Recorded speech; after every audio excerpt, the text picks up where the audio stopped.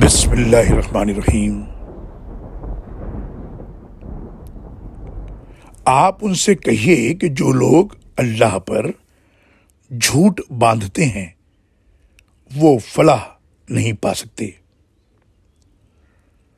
ان کے لیے جو فائدے ہیں دنیا میں ہی ہیں، پھر انہیں ہماری ہی طرف لوٹ کر آنا ہے، پھر ہم انہیں شدید عذاب کا مزہ چکھائیں گے،